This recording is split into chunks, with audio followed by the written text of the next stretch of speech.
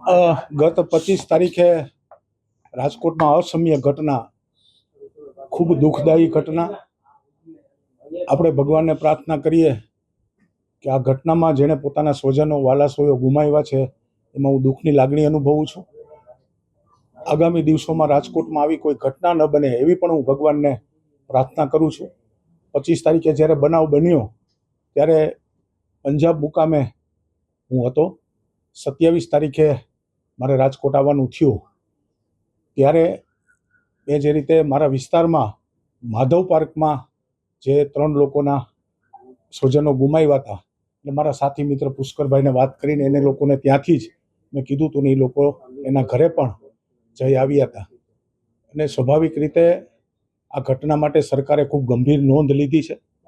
અને મુખ્યમંત્રી શ્રી, ગૃહમંત્રી શ્રી હર્ષભાઈ સંઘવી સેમ ડે રાજકોટ આવી ગયા હતા. મુખ્યમંત્રી શ્રી પણ સવારે આવી ગયા હતા.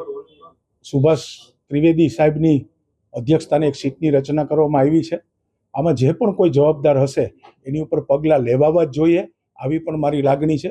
કારણ કે પોતાના સ્વજનો જેણે ગુમાવ્યા છે એની ઉપર શું વર્તી હોય એ તો એ જ જાણતા હોય. ત્યારે આમાં સરકાર એ ખૂબ ગંભીર છે અને આવતા દિવસોમાં પણ આમાં જેની જેની જવાબદારી આવતી હોય એ બધા કસૂરવારોને સજા થવી જોઈએ. સ્વાભાવિક રીતે હું એ જ વાત કરું છું કે સીટની પણ રચના થઈ છે, લોકલ પણ રચના થઈ છે.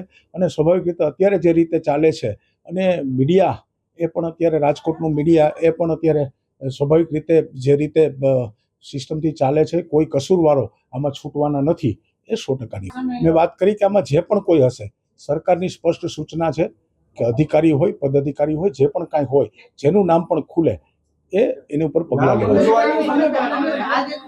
સ્વાભાવિક રીતે જ્યારે ખુલ્યું છે ત્યારે સ્વાભાવિક રીતે, અને કોઈ પણ કુદરત છે ક્યારેય પણ છૂટતી નથી. તમે આજે કરેલું કામ કદાચ તમને એવું લાગતું હોય કે કોઈને ખબર નથી, પરંતુ ઉપરવાળાને આ બધી હોય છે અને ઉપર એનો હિસાબ થતો હોય છે.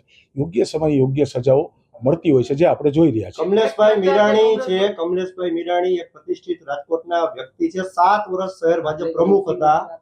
તમારું નામ આમાં ચર્ચામાં આવી રહ્યું છે કે કમલેશભાઈ મીરાણી. હવે વાત આવી છે એટલે કહી દઉં કે ક્યાંય પણ આ અગ્નિકાંડ વિષયમાં ક્યાંય પણ મારું નામ ખોલે તો હું સ્વાભાવિક તમારી સમક્ષ કહું છું કે હું મારું જાહેર જીવન એ પણ છોડી દઈશ. ક્યારેય પણ જ્યારે 2-3 મીડિયામાં મેં સાંભળ્યું જે જગ્યા મવડી વાવડી વાળી જે વાત છે એમાં ક્યાંય પણ મારું લોકેશન હોય, ક્યાંય પણ કશું હોય તો હું મારું જાહેર જીવન છોડી દેવા તૈયાર છું.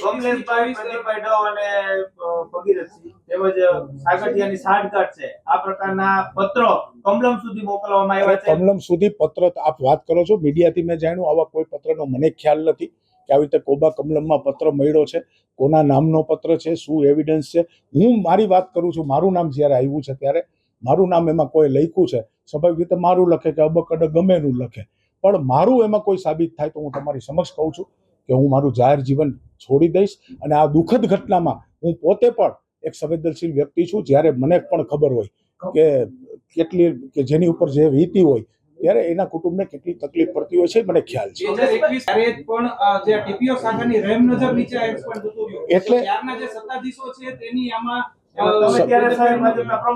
સ્વાભાવિક રીતે હું તમને એ જ કહું છું કે જેની જે જવાબદારી ફિક્સ થતી છે ઓથોરાઇઝની, એની ઉપર પગલાં લેવાના છે. સરકાર ખૂબ કડક છે. ભૂપેન્દ્રભાઈ પટેલે પણ સૂચના સ્પષ્ટ આપી છે, આમાં કોઈને છોડવામાં એવું મારા ધ્યાનમાં આવ્યું છે તમારા સમક્ષ કે બરોબર છે, જેનું નામ હશે એ ખુલવું જોઈએ. કમલેશભાઈ, તમે પ્રમુખ હતા તો તમને ત્યારે ખબર નહોતી કે ત્યાં આવું મોટો મામલો ચાલે છે? 21 થી 24 ના સત્તાધીશો તમારી જાણ માટે કહી દઉં, ટીઆરપી ગેમ ઝોન, ટીઆરપી ના ગેમ ઝોનના જે માલિકો છે એને કોઈ વ્યક્તિગત મારી સાથે કોઈ પરિચય નથી. મેં કોઈ દિવસ કોઈ સાથે એવી વાત પણ નથી કરી. મારા નંબર પણ એની પાસે ન હોય, એના નંબર પણ મારી પાસે ન હોય. એટલે કોઈ દિવસ કાંઈ કોઈ છુપાવવાની ન, હું સ્વાભાવિક છે કે જે ત્રુટિ રહી છે ન જ બનવી જોઈએ.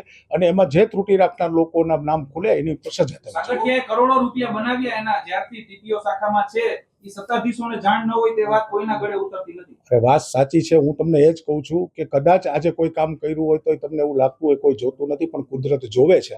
અને જ્યારે એનો સમય આવે ત્યારે સૌને એ પછી ગમે તે હોય એની ઉપર એને સજા થવી જોઈએ. સ્વાભાવિક રીતે ગેમ ઝોનની કોઈ સ્ટેન્ડિંગ કમિટીમાં આવે નહીં, પહેલી વાત છે. ગેમ ઝોન છે, સ્ટેન્ડિંગ કમિટી આવતા હોય છે. એટલે જે ફરિયાદો મારા કાર્યકાળ દરમિયાન કોઈ પ્રજામાંથી મને આવી હોય તો સ્વાભાવિક રીતે મેં એ કાર્યવાહી કરવા માટે સૂચના આપેલી જ હોય. આમાં બે વસ્તુ હોઈ શકે. એક તો 2000 જે ટીપીઓ ની રહેમ નજર હેઠળ આ ચાલતું હતું, કાં તો સત્તાધીશોને ખબર હોય અને કાં તો સત્તાધીશોને ના ખબર હોય. બંને વસ્તુ હોય તો બંને વસ્તુમાં સત્તાધીશોની જવાબદારી આવે છે કે ખબર મેં તમને કેમ એ જ વાત કરી કે ભાઈ જવાબદાર જે પણ હશે એની ઉપર પગલાં લેવાશે, એમાં હું સમજ છું. કેટલાક શહેર ભાજપના લઈ છે અત્યારે. હું એવો વ્યક્તિ છું આપની સમક્ષ, પણ હું ક્યારેય કોઈનું નામ નથી આપ્યું. જેને જેનું નામ આપ્યું હોય એને ભગવાન જાણે. મારી પાસે હું સ્વાભાવિક રીતે ભગવાન ઉપર આભાર છું. મેં કશું કર્યું નથી તો મારું નામ આવે તો મને પણ સજા થવી જોઈએ. જે લોકોએ કદાચ રાજકીય ઓને લીધે કદાચ આપની સમક્ષ જે પણ વાત પહોંચાડી હોય એમાં આપ જવાબદાર